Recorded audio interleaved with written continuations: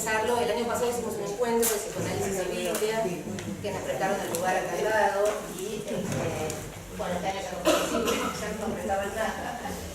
Y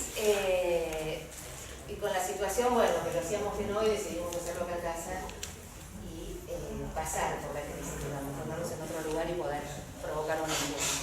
Así que para todos nosotros es una alegría inmensa, digamos, que estén acá. Cuando terminemos de hablar del Evangelio según Marcos, tenemos unos vinos, una invitación, digamos, acá de la Loca Ignorancia para que podamos estar juntos. Y con los mails que tenemos, bueno, próximo evento, seguramente el principio de año los volvemos a invitar. Bueno, el Evangelio de Marcos, según Marcos, digamos, es este cuento de Borges de 1970, en el informe de Brody. Y a mí lo que, digamos, el cuento, como ya se dijo acá y se repitió, uno puede leer este cuento y entrar desde montones de lugares, digamos, ¿no? Y tomar las hilachas del cuento, digamos, tirar de los silvanes desde montones de lugares. Por ejemplo, uno podría hablar de la problemática Spencer-Spinoza, que no es de lo que yo voy a hablar, pero somos especialistas, que vamos a poner para ilustrar. También, digamos, podría hablar específicamente de Spinoza. Yo no voy a hablar de eso porque no soy, digamos, alguien que ha estudiado Spinoza. Pero, ya les digo, el cuento tiene montones. Uno podría entrar desde montones de lugares. Podría entrar desde la problemática de Borges y La Pampa, podría entrar de la problemática del metodismo, digamos, es enorme, digamos, ¿no? La cantidad de hilos que tiene este tema. Ahora, a mí lo que me interesó es preguntarme ¿qué es lo que hace que el cuento se llame el Evangelio según Marcos? Porque ustedes saben que los evangelios, digamos, son 4, ¿no? Los canónicos. Los 3 sinópticos y el de Juan. Los sinópticos son Marcos, Mateo y Lucas, y Marcos es la fuente, ¿no? De Mateo y de Lucas. Marcos es la fuente, digamos, es el primer documento que tenemos como evangelio, el primer texto, que además inicia anunciando el evangelio, digamos, ¿no? Trayendo esta noticia, ¿no? Que va a hablar del evangelio. Entonces, el evangelio, digamos, es esta propuesta, esta noticia, vengo a traer una noticia, y más tarde, digamos, a partir del siglo II se convierte en un género literario. Pero en ese momento para Marcos es esto. ¿Qué hizo que Borges eligiera según Marcos? ¿No? Le preguntaba a Pablo, yo por teléfono el otro día, ¿por qué no según San Marcos? ¿No? Porque ustedes saben que las Biblias dicen según San Marcos, según San Juan. Catamarcayo, digamos, bueno, incluso en la Reina Valera, ¿no? Yo te decía, dice que es la Biblia luterana, digamos, la tradición luterana dice según San Juan, según San Marcos. Y bueno, seguramente me decía la tradición metodista, digamos, la costumbre es decir según Marcos. Pero bueno, ¿qué tiene el Evangelio de Marcos, digamos, de particular para que Borges lo haya elegido? Yo, como les digo, para mí Borges, en esto debato con Lucas, no vamos a abrir el tema porque no importa, digamos, no es relevante, pero me gusta como dice Neisenberg, digamos, Borges es un judío, digamos, es un lector judío del texto, también del Evangelio. Y como buen judío, digamos, y como buen judío del segundo templo, digamos, y del siglo I antes de Cristo, porque es lo que es Borges, digamos, un judío del siglo II y el siglo I antes de Cristo, sabe que el Evangelio de Marcos, ¿qué decir? ¡Qué viejo! No, yo digo, ¿de dónde sacaste eso? Pero es una apreciación, es una apreciación, porque me parece que la manera que él tiene de, por ejemplo, en el cuento de Marcos, lo que él encuentra en el Evangelio de Marcos, para llamar el texto, el Evangelio según Marcos, va directamente a la cuestión apocalíptica, digamos, y sabe que la cuestión apocalíptica es judía, digamos, ¿no? Y sabe, y Borges sabe, que los cristianos, los mal llamados cristianos, son judíos, no son cristianos. El siglo I, la gente era judía, no era cristiana, digamos. Nosotros nos llamamos a nosotros mismos y mal nos llamamos cristianos hoy en día, porque bien podríamos llamarnos judíos y ver que somos una particularidad, seguimos siendo particularidades, digamos, del judaísmo, casos particulares. Entonces, él sabe esto es lo que me parece a mí cuando yo lo digo, digamos, porque sabe que Marcos, digamos, que el Evangelio es un producto judío, no un producto cristiano, y que la apocalíptica que se encuentra en Marcos es judía, digamos, que Marcos copia, digamos, un texto en Marcos 13, un texto judío que tiene a la vista, digamos, ¿no? Que lo está copiando. Entonces, me parece que él le pone el Evangelio según Marcos en relación a este Evangelio que es tan apocalíptico, ¿no? Marcos es un Evangelio que dicen muchos, digamos, acá biblistas no me hace una más criticar, pero Marcos, hay muchos que dicen que está escrito en Siria, digamos, ¿no? Hay un debate sobre Marcos, está escrito en el año entre el 70 y el 80 o está escrito en el 50. Si está escrito entre el 70 y el 80 es después de la caída del templo, digamos, y están probablemente en el norte, digamos, en Siria. Hay algunos que dicen que lo escriben en el 50, pero bueno, entonces ya es tan debatible, qué sé yo, porque hay lo que se llama el vaticinio post-eventum, que es hablar de la caída, del desastre, cuando, digamos, que va a suceder y que sucedió, digamos, ¿no? Entonces, bueno, Borges conoce esto, digamos, ¿no? Entonces, fíjense, acá yo lo tengo como, en esta copia, como Los Álamos, pero en el texto original acá se llama La Colorada, ¿no? Bueno, yo les voy contando el cuento y voy leyendo. El hecho sucedió en la estancia Los Álamos, en el partido de Junín, hacia el sur, en los últimos días del mes de marzo de 1928. Su protagonista fue un estudiante de medicina, Baltasar Espinosa. Ya ahí nos atrapa, ¿no? Porque Baltasar Espinosa, obviamente, ¿no? Que Espinosa hace una referencia al filósofo. ¿Pero quién es Baltasar? Baltasar, cuando en el libro de Daniel está en la corte de Babilonia, es nombrado como Baltasar, ¿no? Es nombrado como Baltasar. Es decir, directamente nos lleva el libro de Daniel. Y seguramente, digamos, toda la problemática del libro de Daniel, de los apócrifos, de si es apócrifos, no es apócrifos, en qué momento, dónde lo ubica el canon hebreo, dónde lo ubica el canon cristiano, digamos, todo no es lo que interesa a Borges, ¿no? Borges nos da un dato, nos da una señal, ¿no? Y nos está apuntando Espinosa con la apocalíptica. Lo cual no es poco, ¿no? Me parece que uno podría quedarse pensando y pensando qué relaciones podrían tener, digamos, Espinosa y la apocalíptica. En especial el libro de Daniel. Daniel habla de la justicia, ¿no? Como el nombre de Daniel, es un nombre metafórico, ¿no? Que es el que juzga. Bueno, entonces podemos definirlo por ahora como uno de los tantos muchachos porteños, en otros rasgos dignos. Denota que esa facultad oratoria que le había hecho merecer más de un premio en el Colegio Inglés de Ramos Mejía. El Colegio Inglés de Ramos Mejía, sabemos que es el colegio metodista, ¿no? El colegio Ward. ¿Cómo? Es el colegio Ward, digamos, ¿no? El Ramos Mejía, el colegio metodista. Es decir, nos sitúan, ¿no? Es un metodista. Y está poniéndose en frontal metodista.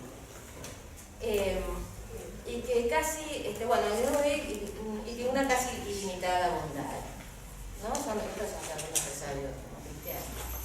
No le gustaba, sí, no le gustaba discutir, prefería que el interlocutor tuviera razón y no él. Aunque los azares del juego le interesaban como al jugador porque le desagradaba ganar. Bien. Su abierta inteligencia era perezosa, a los 33 años, ya lo sitúa, ¿no? De Cristo, le faltaba rendir una materia para graduarse, la que más la atraía. Lo que decía más, ¿no? No, vos, porque sea. A mí me parece que le faltaba rendir una materia para graduarse, la que más lo atraía. No sabemos cuál es esa materia que más lo atraía. Digamos, pero le faltaba un paso, ¿no? Faltaba dar un paso más.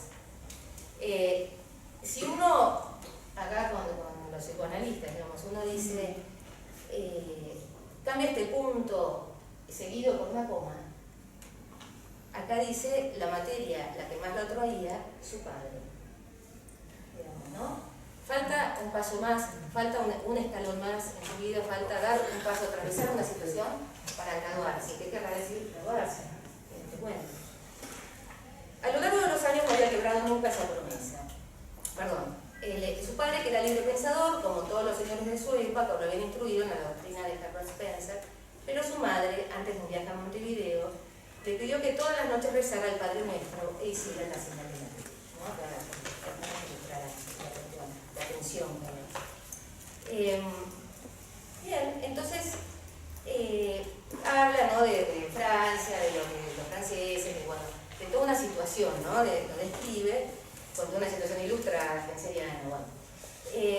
Entonces, cuando Daniel, su primo, fíjense, el primo se llama Daniel, ¿no? Como el profeta, le propuso veranear en Los Álamos, dijo inmediatamente que sí, no porque le gustara el campo, sino por natural complacencia y porque no buscó razones válidas para ese tema. El casco de la estancia era grande y un poco abandonado. Las dependencias del capataz, que se llamaba Gutre, estaban muy cerca. Los Gutres eran tres. El padre y el hijo que era singularmente tosco, y una muchacha de incierta paternidad. Eran altos, fuertes, huesudos, de pelo que tiraba rojizo y de caras señaladas. Casi no hablaban.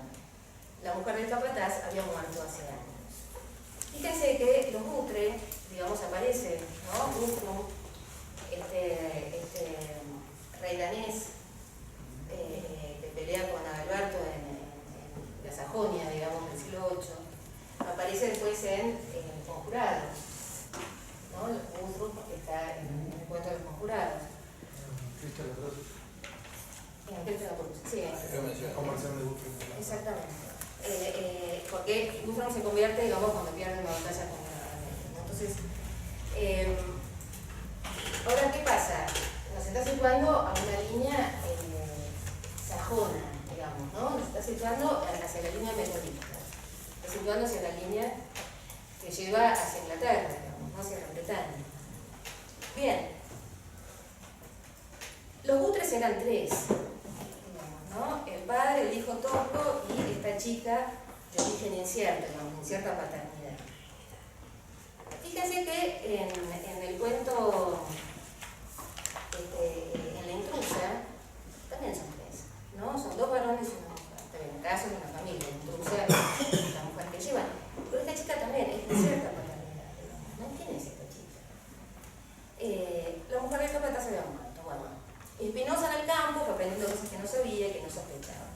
Por ejemplo, que no hay que galopar cuando uno se está acercando a las casas, bueno, todas estas cuestiones que va aprendiendo. Yo les quería ahí unos textos también sobre unos poemas, ¿no?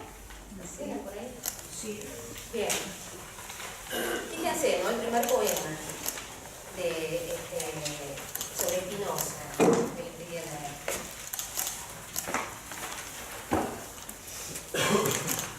Las translúcidas manos del judío labran en la penumbra de los cristales. Y la tarde que muere es miedo y frío. Las tardes son iguales. Las manos y el espacio de Jacinto que palidecen al confín del gueto casi no existen para el hombre quieto que está soñando un claro laberinto. No lo turba la fama, ese reflejo de sueños en el sueño de otro espejo, ni el temeroso amor de las doncellas. Libre de la metáfora y del mito, labra un árbol cristal, el infinito, mapa de aquel es todas sus estrellas.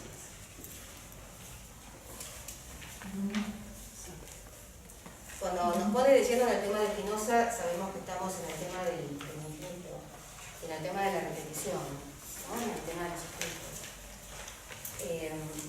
Es decir, que sabemos que algo va a suceder, digamos, ¿no? En relación en la conferencia que da Borges en la escuela freudiana, cuando habla de Spinoza, él habla de los destinos paralelos.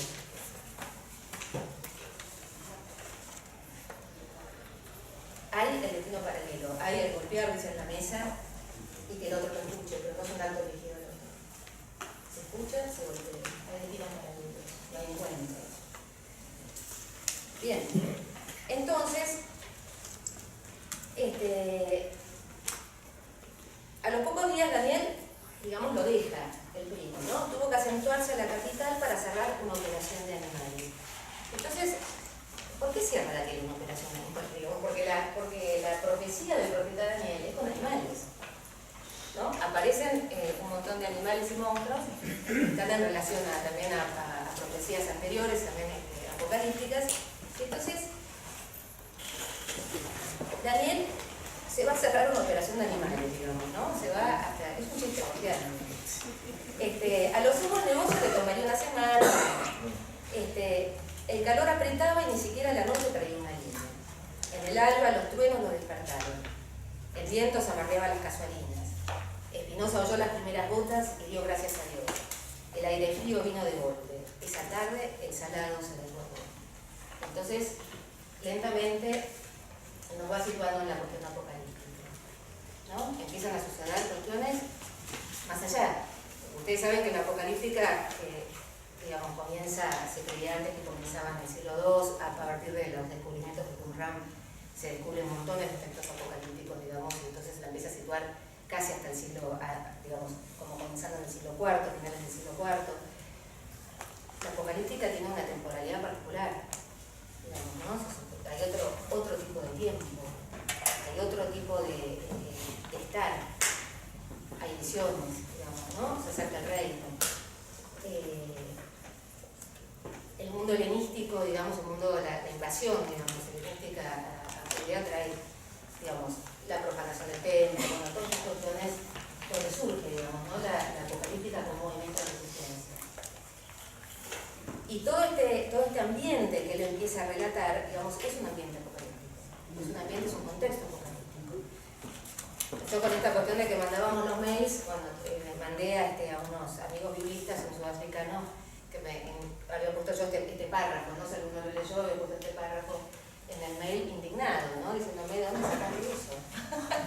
¿De dónde? Decime en qué libro, en qué capítulo de Daniel, del libro de Daniel, vos encontrás esto. Le digo, bueno, vos tenés que entender que esto es una ficción. Es literatura, es un contexto, digamos, son alusiones, ¿no? Bueno. Esa tarde el salado se desbordó. Al otro día, Baltasar Espinosa, mirando desde la galería los campos anegados, pensó que la metáfora que equipara la pampa con el mar no era, por lo menos esa mañana, del todo falsa. Aunque Hudson había dejado escrito que el mar nos parece más grande, porque lo vemos desde la cubierta del barco y no desde el caballo o desde nuestra altura. La lluvia no cejaba. Los butres, ayudados e incomodados por el pueblero, salvaron buena parte de la hacienda, aunque hubo muchos animales ahogados. Dice que hay una referencia al diluvio, ¿no? Hay una referencia bíblica ahí directa, ¿no? De los animales, salvar los animales, toda esta cuestión. Bien, los caminos para llegar a la estancia eran 4, a todos los cubridos las aguas. Esto de los 4 caminos es un tema cabalístico, ¿no? Pero además está, digamos, en las profecías de Ezequiel. Hay 4 rincones del viento, hay 4 puntos, digamos, ¿no? Reunidas los 4 puntos cardinales. Hay, después en Ireneo, cuando ustedes saben que el Evangelio de Marcos está mencionado por Papías, ¿no? Papías de Hierápolis, y a Papías de Hierápolis lo mencionan en Ireneo, después Eusebio.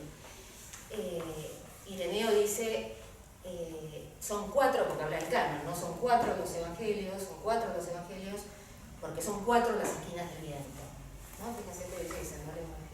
Son 4 los evangelios porque son 4 las esquinas del viento. Y acá aparece, ¿no? Los caminos, digamos, los 4 caminos están cerrados. Bien. Al tercer día una gotera amenazó la casa del capataz. Espinosa le dio una habitación que quedaba en el fondo, al lado del balcón de las herramientas. Fíjense la distancia, ¿no? Una gotera amenazó la casa, ¿no? Una sola gotera. La mudanza los fue acercando. Comían juntos en el gran comedor. El diálogo resultaba difícil. Los butres, que sabían tantas cosas en materia de campo, no sabían explicarlas. Una noche Espinosa les preguntó si la gente guardaba algún recuerdo de los melones, cuando la comandancia estaba en Junín. Le dijeron que sí, pero lo mismo hubieran contestado una pregunta sobre la ejecución de San Agustín. Espinosa recordó que su padre solía decir que casi todos los casos de longevidad que se dan en el campo son casos de mala memoria o de un concepto vago de fechas. Los gauchos suelen ignorar por igual el año en que nacieron y el nombre de quien los engendró. Bien, pero estos gauchos resulta que habían perdido la lengua, ¿no? Habían llegado con sus Biblias, digamos, habían llegado de Inglaterra con sus Biblias, y habían perdido la lengua, habían perdido tanto el inglés como el castellano, digamos, en este aislamiento, ¿no? Que es el aislamiento apocalíptico. Bien, dice los libros que había acá, las revistas, digamos, ¿no? Un libro, por supuesto, una novela reciente, con Segundo Sombra. Espinosa, para entrar de algún modo a la sobremesa inevitable, leyó un par de capítulos a los butres que eran analfabetos. Desgraciadamente el capataz había sido tropero y no le podían importar las andanzas de otro. Bien. cocina había una guitarra, los peones antes de los hechos penarros se sentaban en rueda, alguien la templaba y no llegaba nunca a tocar. Esto se llamaba una guitarreada, ¿no? Entonces, Spinoza, que se había dejado crecer la barba, fíjense cómo Spinoza va mutando, ¿no? Empieza a dejar crecer la barba, solía demorarse ante el espejo para mirar su cara cambiada y sonreía al pensar que en Buenos Aires aburriría a los muchachos con el relato de la inundación del Salado. Curiosamente extrañaba lugares a los que no iba nunca y no iría. Bien. En cuanto a sus hermanos y a su padre, ya sabrían por Daniel que estaba aislado. La palabra etimológicamente era justa por la creciente. Bien. Explorando la casa, siempre cercada por las aguas, dio con una Biblia en inglés. En las páginas finales de Guthrie, tal era el nombre genuino, habían dejado escrita su historia. Acá Pablo les podrá decir, digamos, ¿no? Que las Biblias metodistas, la gente solía anotar, digamos, ¿no? La historia familiar en las Biblias, ¿no? En la intrusa también la Biblia está anotada, ¿no? Eran costumbres de este mundo, digamos, ¿no? No sé si los luteranos también hacían lo mismo. ¿Vos me entendés? Es la tradición anglosajona. Anglosajona. Bien. Sí. ¿Quién anotó? Perdón. Se llama Biblia de la Familia, Biblia familiar, y entonces se anotaban nacimientos y fallecimientos y eventos muy significativos en la familia. Sí, matrimonios, en las páginas en blanco que todo libro tiene. Y claro, hay páginas así, entonces se va anotando los nacimientos, los hijos, los nietos, fallecimientos. Y esa Biblia pasaba de generación en generación. Hay familias que hoy las tienen de hace 300 años, ¿no? Que siguen heredando y siguen agregando, le pegan hojas. Bueno, entonces dice acá que eran oriundos de Inverness. Fíjense que Inverness está en Escocia, ¿no? En Inverness es donde sucede Macbeth, ¿no? La tragedia de Macbeth. Y también, si lo encuentro acá porque tengo tantos papeles y tanto lío que no se me encuentro, pero acá dice, ¿no? El asesinato de Macbeth es esto. El asesinato del rey es un sacrilegio. Un sacrilegio. El templo de la vida del rey, ungido del Señor, ha sido profanado. Y Macbeth no volverá a conciliar el sueño. Tú no puedes dormir porque has asesinado el sueño. Te anuncia una voz que resuena en tu oído. ¿No? Entonces, fíjense, el templo de la vida del rey, el ungido del Señor, ¿no? El Mesías, ha sido profanado, ¿no? Esta es bien una característica, digamos, que está bien relacionada con este cuento. Y has asesinado el sueño, digamos, ¿no? El tema del sueño en la Apocalíptica. Daniel es alguien que interpreta sueños, que sueña e interpreta sus sueños, y que interpreta los sueños también a los reyes babilónicos que se van sucediendo. En Inverness también tenemos una cita, de la ley, si lo encuentro, que habla de una mujer en Inverness, ¿no? ¿Te acordás, Lucas? Sí, en Inverness hay una mujer que no lee. Exactamente. Sí, Sí, en la ley. Sí. Ulrica parece también, Ulrica también se desarrolla en Inverness. ¿Así que fue Ulrica? Claro. La reina de los lobos. Y también es interesante señalar que, bueno, él ahora va a hablar del origen calvinista, digamos, ¿no? Inverness está en Escocia, ustedes saben que en Escocia, digamos, John Knox inicia su al calvinismo, ¿no? Y se genera la iglesia calvinista inglesa, los presbiterianos, ¿no? O sea, escocesa, perdón. Bien, entonces eran oriundos de Inverness, habían arribado a este continente sin duda como peones a principios del siglo XIX y se habían cruzado con los indios. La crónica de la Biblia, digamos, cesaba hacia 1870 y tantos, ya no sabían escribir. Al cabo de unas pocas generaciones habían olvidado el inglés y el castellano. Cuando Spinoza los conoció, estaba trabajo. Carecían de fe, pero en su sangre perduraban como rastros oscuros el duro fanatismo del calvinista y las supersticiones del Pampa. Spinoza les habló de su hallazgo y casi no escucharon. Fíjense que el cuento nos ubica en la predestinación, ¿no? En el destino, digamos, del calvinista. Sé bueno, como se nace para la salvación, como se nace para la salvación. Digamos, ¿no? ¿Digo bien? Sí, esa doctrina de final. Sí, ¿no? Bueno, pero John Knox toma esta predestinación. Ellos ya habían quedado, digamos, no hablaban ni el inglés ni el castellano, pero estaban ellos el duro fanatismo del calvinista, ¿no? Y las supersticiones. Autor volumen y sus dedos lo abrieron en el comienzo del Evangelio según Marcos. Para ejercitarse en la traducción y acaso para ver si entendían algo, decidió leerles ese texto después de la comida. Les sorprendió que lo escucharon con atención y luego con callado interés. ¿Acaso la presencia de las letras de oro en la tapa le diera más autoridad? Lo llevaban en la sangre, pensó. También se le ocurrió que los hombres, a lo largo del tiempo, han repetido siempre dos historias. La de un bajel perdido que busca por los mares mediterráneos una isla querida, y la de un Dios que se hace crucificar en el Gólgota. Recordó las clases de locución en Ramos Mejía y se ponía de pie para predicar las palabras. Bien, entonces empieza a leer el Evangelio según Marcos. Y fíjense, esto, ¿no? Los hombres han repetido siempre dos historias. La de un bajel perdido, ¿no? Que es la de Odiseo, en su retorno, que busca por los mares mediterráneos una isla querida, y la de un Dios con minúscula, ¿sí? Que se hace crucificar en el Gólgota. Fíjense que él dice, se hace crucificar, ¿sí? Es esta voz media, se hace hacer, ¿no? Se hace crucificar en el Gólgota, este Dios con minúscula. Es llamativo que él pone el Dios con minúscula, ¿no? Es porque puede ser esta historia que se repite, cualquier Dios, todos los dioses, ese Dios, digamos, es este Dios que permanentemente estamos relatando. Bien, los butres despachaban la carne asada y las sardinas para no demorar el Evangelio. Una corderita que la muchacha mimaba y adornaba con una cinta celeste se lastimó con un alambrado de púa. Para parar la sangre querían ponerle una telaraña. Espinosa la curó con unas pastillas. La gratitud de esa curación despertó no dejó de asombrarlo.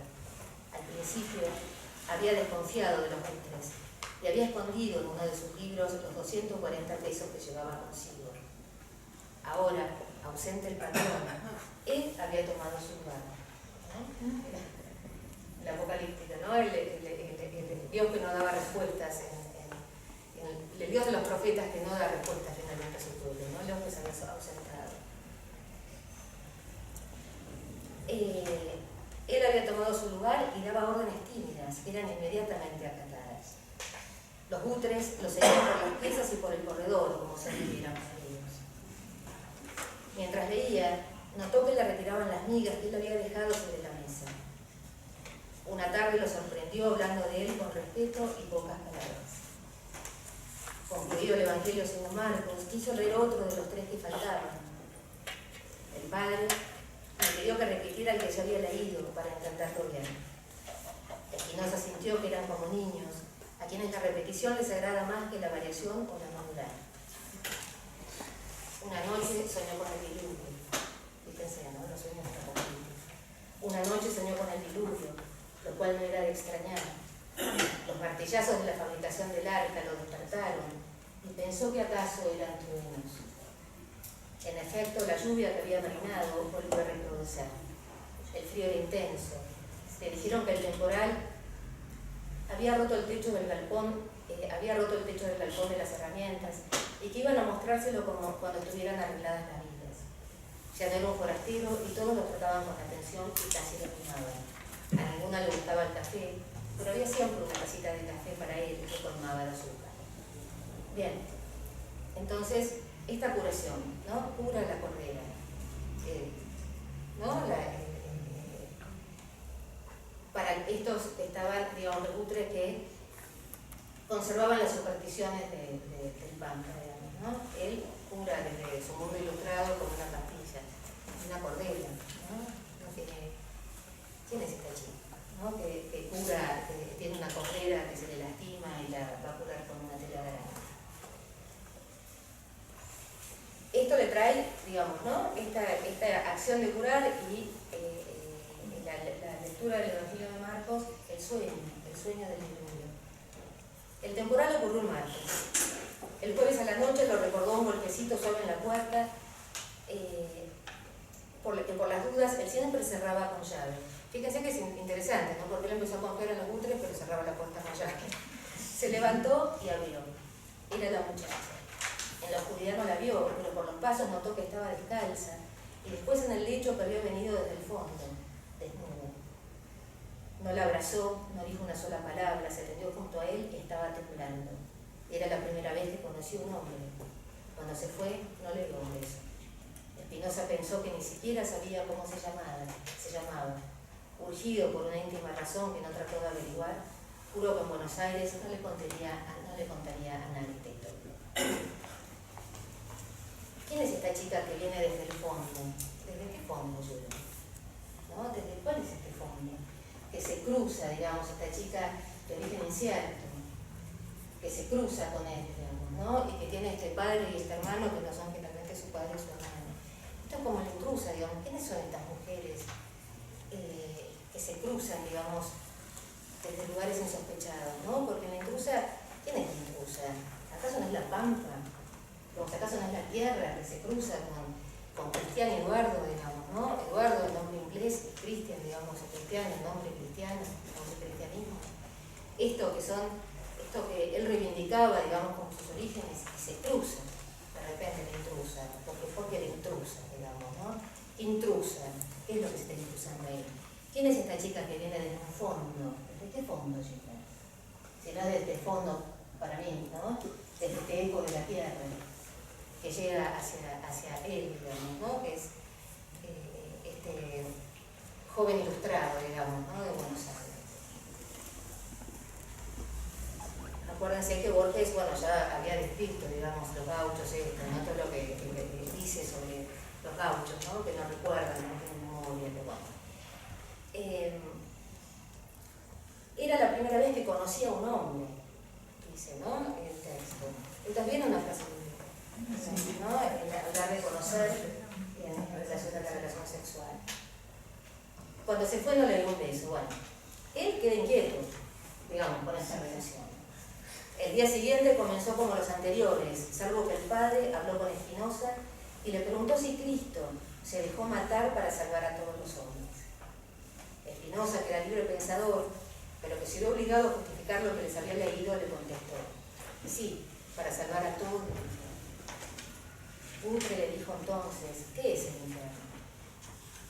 Un lugar bajo tierra donde las ánimas arderán y arderán. ¿Y también se salvaron los que le clavaron los clavos? Sí, replicó Spinoza, cuya teología era incierta. Había temido que el capataz le exigiera cuentas de lo ocurrido anoche con su hija. Después del almuerzo le pidieron que releyera los últimos capítulos. Spinoza durmió una larga siesta, un leve sueño interrumpido por persistentes martillos y por vagas premoniciones. Hacia el atardecer se levantó y salió al corredor. Dijo, como si pensara en voz alta: las aguas están bajas, ya falta poco. Ya falta poco es una frase mesiánica, ¿no? Una frase. Mesiánica, digamos, una frase, ya falta poco para que llegue el Mesías. Claro, el tiempo se cumple, ¿no? Falta poco, ya está llegando, el tiempo es ahora, ¿no? Ya falta poco, repitió Utre, comúnmente. Los tres lo habían seguido. Hincados en el piso de piedra le pidieron la bendición. Después lo maldijeron, lo escupieron y lo empujaron hasta el fondo. La muchacha lloraba. Spinoza entendió lo que lo esperaba del otro lado de la puerta. Lo maldicen, lo escupen y lo empujan como en la pasión de Cristo, ¿no? Cuando la abrieron, fíjense que hay otro fondo, ¿no? Acá otra vez, hacia el fondo, ¿no? Hacia el fondo de un destino.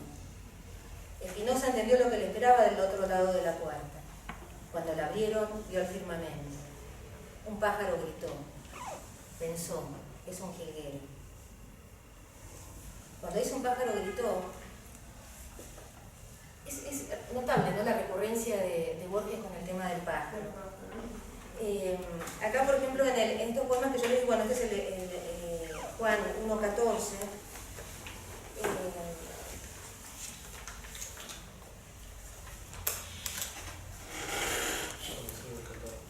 Sí, no, pero no pongo claro ahora. A ver,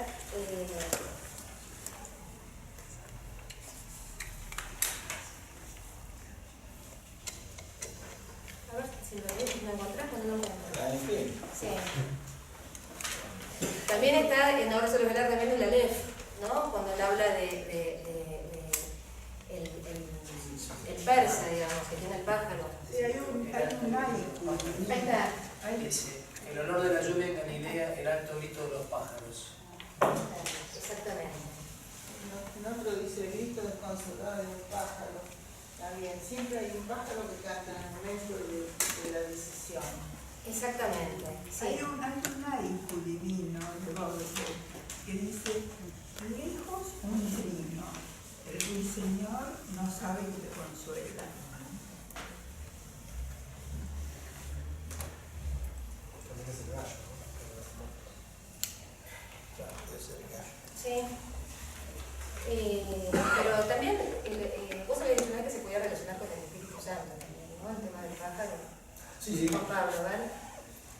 Lo que pasa es que en los evangelios hay varios pasajes donde el Espíritu Santo se lo vincula a como una paloma.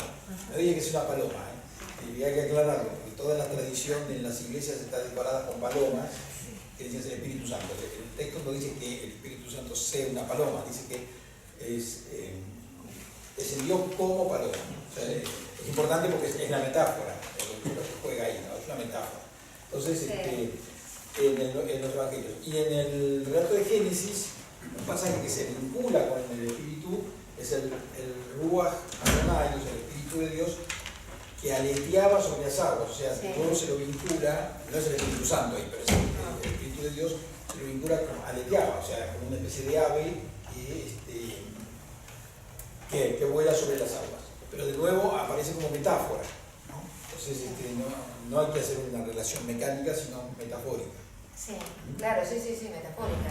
También en Tadeo Isidro Cruz, me parece, Canta el pájaro. canta el pájaro, el chacán. El chacán. El chacán. Sí, Sí, sí, la sí. estancia muerte del Claro, campo. Claro. exacto, sí. Claro. Bueno, y dicen en la LEF: arribo ahora al inefable centro de mi relato. Empieza aquí mi desesperación de escritor. Todo lenguaje es un alfabeto de símbolos cuyo ejercicio presupone un pasado que los interlocutores comparten. ¿Cómo transmitir a los otros el infinito LEF que mi temerosa memoria apenas abarca? Los místicos, en análogo trance, prodigan los emblemas para significar la divinidad. En persa habla de un pájaro que de algún modo es todos los pájaros, ¿no? O sea, aparece la divinidad representada ahí. Bien, entonces, un pájaro gritó, pensó, es un jilguero. El galpón estaba sin techo, ¿no? O sea, habían arrancado las vigas para construir la cruz. Bien. Entonces, el cuento se ve la predestinación, digamos, ¿no? Es un cuento, se podría pensar que es un cuento calvinista. Digamos, es un cuento donde hay una teología calvinista, digamos, ¿no? Está predestinado, no le queda otro destino. Nuestro Baltasar, digamos, Spinoza, apocalíptico, que la muerte en la cruz. No quedaba otro destino, digamos, en el siglo I para el Mesías que una muerte en la cruz, ¿no? Incluso la fecha del cuento también es una fecha especial porque los últimos días de abril de 1928 fueron el 30 de abril, el viernes en el que él muere, es el viernes de Dolores, que es el viernes anterior al Domingo de Ramos. Sí, todo se desarrolla entre jueves y viernes. Sí, claro. La Semana Santa. Sí, es Pascua. Sí, Sí, con la, busqué la martes, fecha ¿no? para ver qué había caído, Martes, como había caído la Semana Santa de ese año, y es el viernes de Dolores. Sí. Bueno, hay es un cuento, digamos, una fuerte impronta también escatológica, ¿no? de mesiánica, digamos, ¿no? Entonces, lo bajo, lo profundo. Tiene esta impronta, a mí me interesa esta impronta calvinista, digamos, que está dicha, ¿no? Está mencionada. Me interesa esta impronta entre lo metodista y lo calvinista del cuento y esta muchacha, que me parece que aparece, cuando aparece también en Dross, esta muchacha representa siempre lo que a él se le cruza, digamos, ¿no? Lo que él de algún modo siempre habla como con cierto desprecio de la tierra, de la pampa, sin embargo se le impone, ¿no? Porque acá a nuestro Baltasar la chica se le impone, ¿no? Entra, cuando él cerraba ella entra, ¿no? Entra y está con él, digamos, ¿no? Tiene esta relación de conocimiento. En la intrusa también, porque de la intrusa se quieren deshacer, bueno, se terminan deshaciendo, pero se les impone. No pueden dejar de estar con la intrusa los hermanos, ¿no? Estos hermanos Eduardo y Cristian, que tienen unos nombres tan significativos y también en relación a la tierra, ¿no? La tierra como lo que se impone, la tierra como lo que genera un destino también que es casi de predestinación, ¿no? Un destino inexorable, ¿no? El tema de la paz, el tema de lo que le viene a él, digamos, en ese lugar. Bueno, les digo, me interesa, de este cuento me interesa mucho la cuestión apocalíptica, que fue lo que fui trabajando. La cuestión de Spinoza me parece que es clara también en el texto. No la cuestión de Spinoza porque Borges sea un estudioso de Spinoza, sino qué es lo que él utiliza, digamos, ¿no? ¿Qué es lo que él quiere, digamos, de Spinoza? ¿Cómo se le impone a él Spinoza? Con esta cuestión del infinito, de los espejos, de lo que se refleja, de los mundos paralelos, digamos, ¿no? De los destinos paralelos. No hay encuentro, ¿no? Hay sí destino paralelo en estas situaciones. Creo que el nombre de él también, Baltasar Espinosa, también es una referencia a las espinas, digamos, ¿no? La corona de Cristo. Creo que él, digamos, me parece que hay. A mí sí que me parece que Borges es un pillo. Es un pillo. Es un pícaro. Es un pícaro, digamos, ¿no? Como, las cuestiones que él conoce, yo no sé de dónde, digamos, si él las leía, porque dice todo el mundo en la británica, cuáles eran, digamos, de dónde abrevaba él las cuestiones para saber, digamos, qué relación tenía el libro de Daniel con el Evangelio de Marcos, de dónde abrevaba él esto, ¿no? ¿Dónde lo leía? Pero que lo conoce, ¿no? Porque además uno pone en esto del palimpsesto, en esto que hablamos antes. Por ejemplo, pensar que cuando Ireneo les pone los símbolos, digamos, los animales a los evangelios, que esto viene desde Ezequiel, Marcos hizo el león, ¿no? Y Daniel es arrojado al foso con los leones, ¿no? Digamos, la cantidad de esto quiero decir, el laberinto de espejos espinocianos, ¿no? Que aparece en el cuento, como uno puede permanentemente reflejar, ¿no? Volver a reflejar en otro lugar,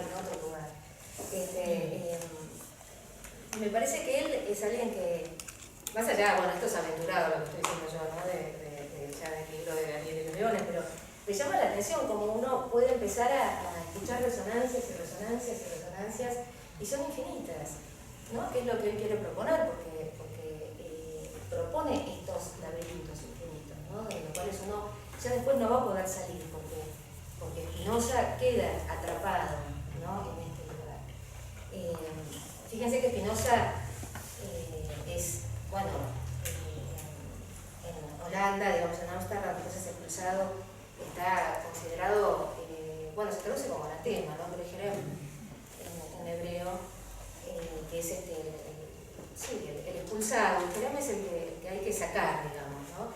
Jerem también es en el libro de Josué, digamos, y en toda la línea de deuteronomística, Jerem es lo que se traduce como Guerra Santa, ¿no? La exterminio.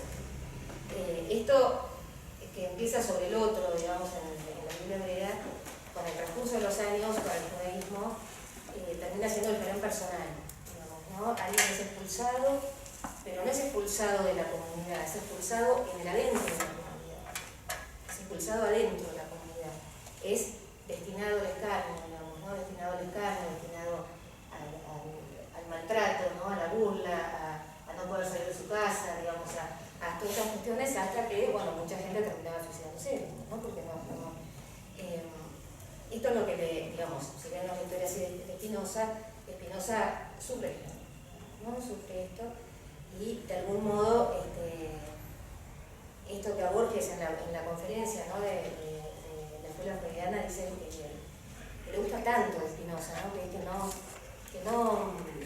no acepta, digamos, no acepta ir a la costa de Radio Francia para hacer un libro para Radio Francia, no acepta la universidad, ¿no? Prefiere seguir con sus lentes, puliendo lentes y puliendo, digamos, los destellos de los lentes y pensando su propia filosofía, que estar, digamos, en contacto con el poder. Bueno, creo que ya quedó fácil.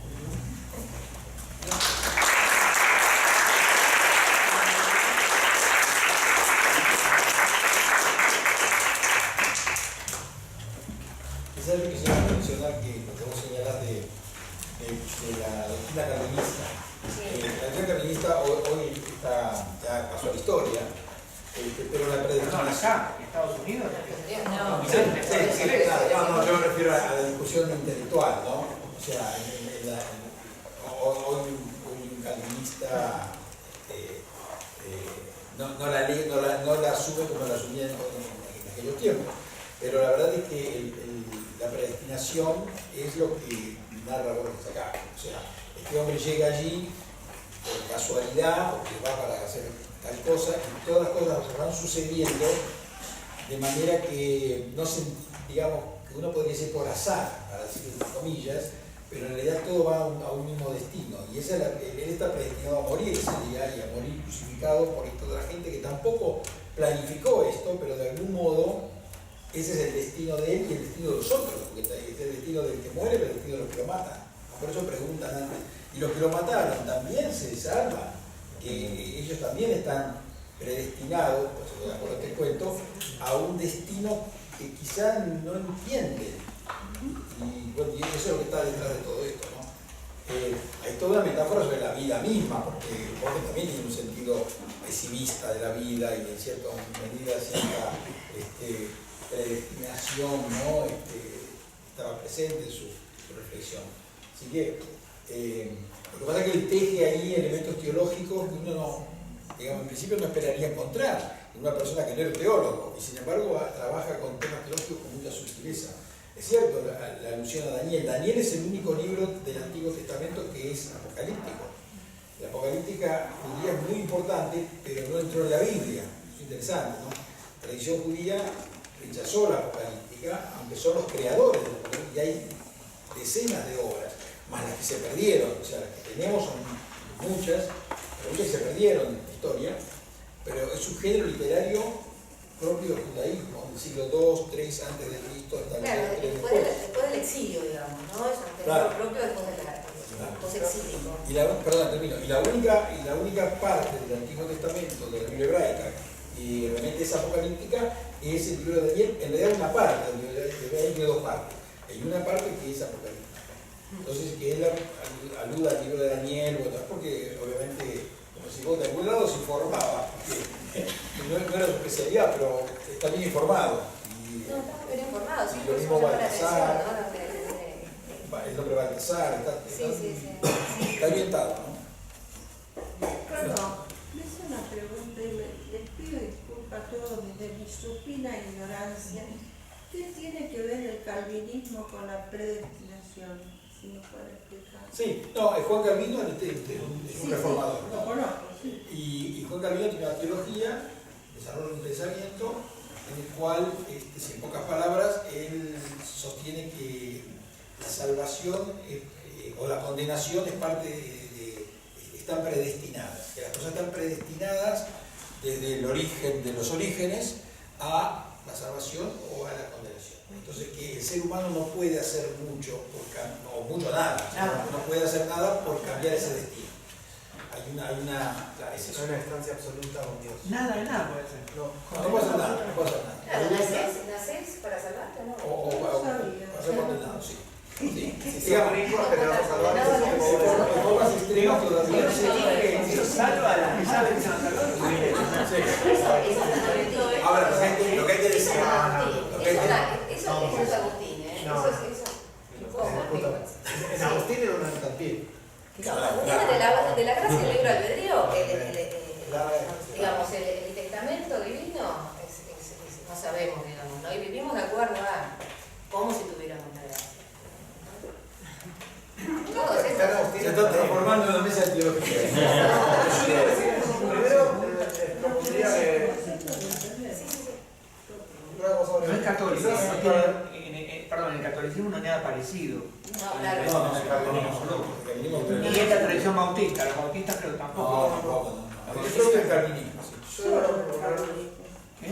Es solo el sí, calvinismo. Sí, pero en Estados Unidos es muy Sí, importante. pero todos los puritanos que llegan tienen esa tradición. Los puritanos que llegan a Estados Tienen Unidos. teólogos que influyen muchísimo en iglesias. Ellos cuando tienen su destino, perdón, manifiesto. Bueno, grado 10 es otro tema. no, yo en realidad me tenía el cuento desde otro lado, pero quizás para los que no usan tanto que expliquen qué es la apocalíptica, aunque sea entre líneas. No, yo Sí, gracias. ¿Qué La apocalíptica es un género literario en principio, que surge entre el siglo III y II antes de Cristo y como digamos, época fundacional va hasta el 2 después de Cristo. Pues, obviamente siguió hasta hoy, hay gente que escribe pero esa es la época en que surge en el judaísmo y que tiene varias características.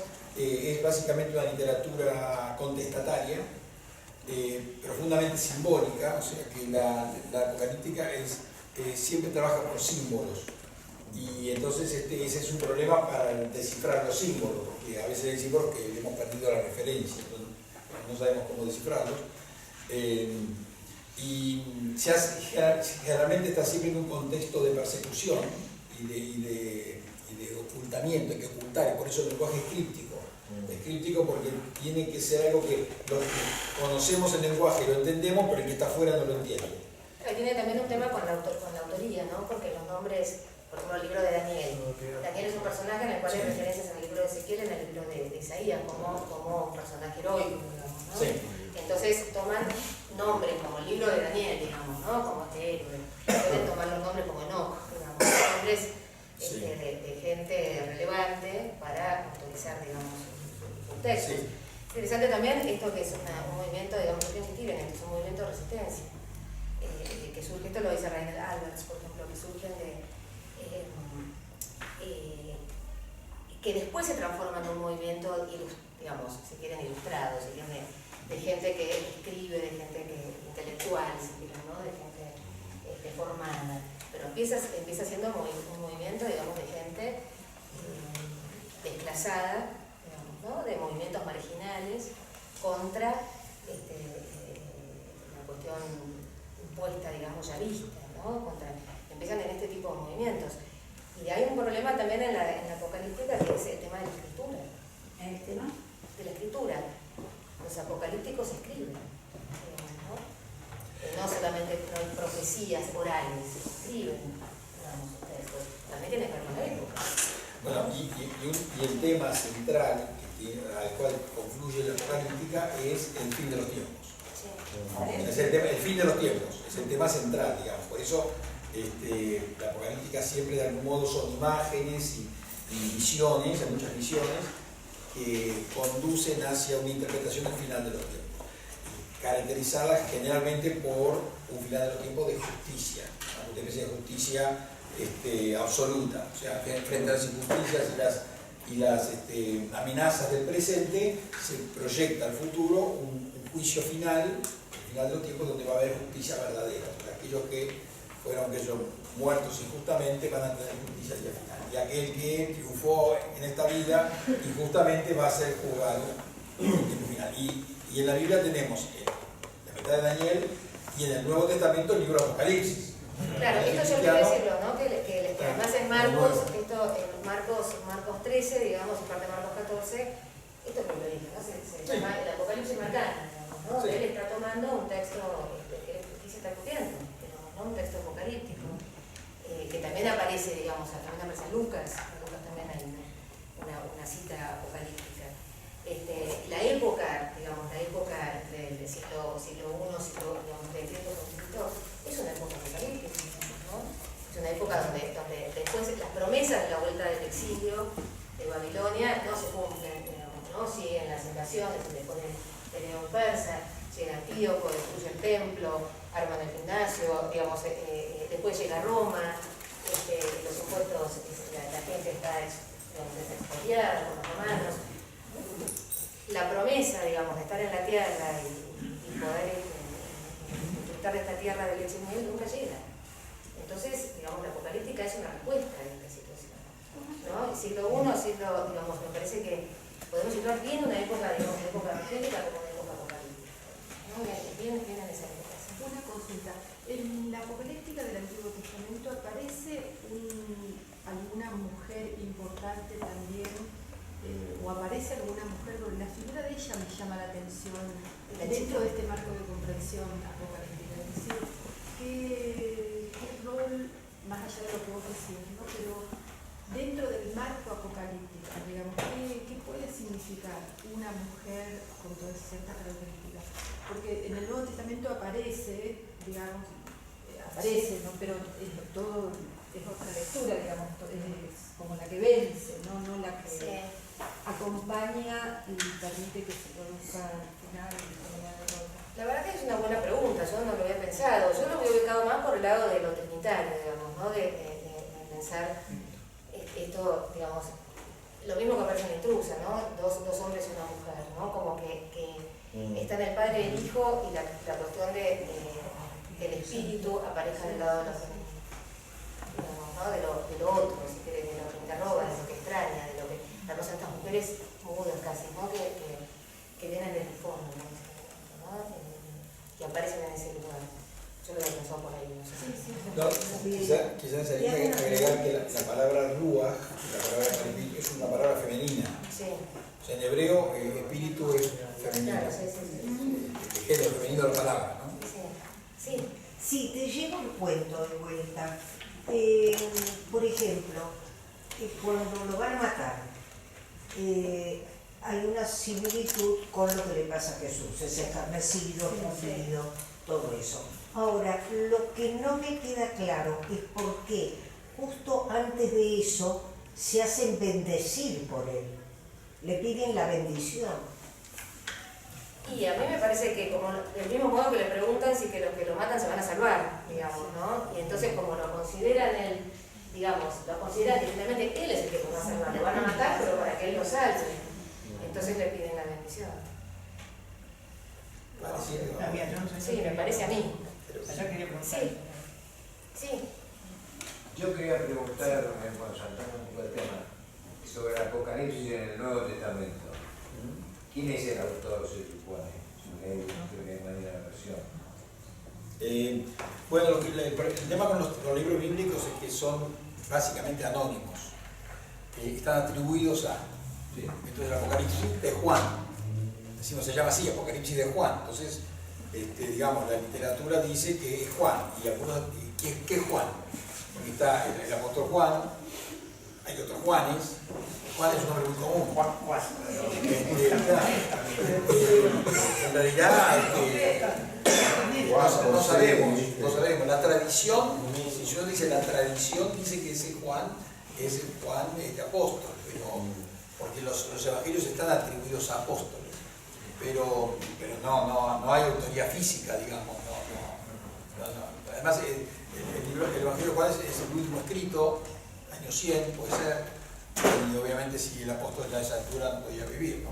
Entonces, claro, ese es el tema, la autoría literaria, el autor semiótico, si quieres, es una cosa, y el autor pretendidamente físico es otro, pero son atribuciones. Ahora, eso vale para casi todos los libros, fuera de algunas de las cartas de Pablo, ni siquiera todas, que pues sí son de Pablo. El resto de los libros desde el Génesis hasta el Apocalipsis son pseudoepígrafos o anónimos, si se quiere, ¿no? Inclusive se le atribuye a varios, ¿no? Por supuesto, son redacciones complejas y normalmente no hay un autor, ni siquiera uno solo, hay una... Claro, se ve claro, en los textos se ve, ¿no? La reescritura del texto, digamos, la interpolación de textos. Yo quiero hablar algo brevísimo para retomar una pregunta que hiciste al principio sobre por qué Marcos, que no necesariamente niega tu lectura apocalíptica, pero me parece también significativo que Marcos, en su versión original, termina. Claramente el centro de Marcos es la cruz, o sea, es el evangelio donde claramente el momento de revelación de Jesús es la crucifixión y la muerte, y es el evangelio que termina, no vamos a decir sin resurrección, pero casi ahí, ¿no? O sea, el final después a Marcos se le agrega simplemente, pero el final de Marcos es la tumba vacía, no hay aparición del resultado. Y en todo Borges, que hay una fascinación, dije, hay una recurrencia, la mención del Cristo, lo que prácticamente nunca está mencionado es la resurrección. Parece, alguna vez aludido muy metafóricamente, pero en general a Borges le interesa la encarnación, le interesan las parábolas, le interesa la cruz, nunca aparece la resurrección, y creo que también eso es algo que... Seguramente, sí, el Evangelio de Marcos termina con la tumba, digamos, con el temor y el temblor de las mujeres. Que no le dijeron nada a nadie. Claro, que no dicen nada y quedan con la tumba vacía, digamos, es lo que llama el final corto, marcano, porque circulaban en la época varios finales, no era solo, digamos, circulaban, esto se sabe por los papiros, por los textos, digamos, circulaban varios finales en la época. Ahora es notable, ¿no? Porque la respuesta, pues yo decía, digamos, esta comunidad de resistencia marcana, supuesta en Siria, es necesario al final, digamos, es como el cine, digamos, hay que ver qué final va para que la película se venda. No sé, por eso. Con ese final no pasaba nada, digamos, ¿no? Pero claro, digamos, porque además no era el único crucificado de la época, el único resistente crucificado de la época. Entonces con ese final, digamos, sobreviene otro final que tiene que ver con el mesianismo, con la apocalíptica.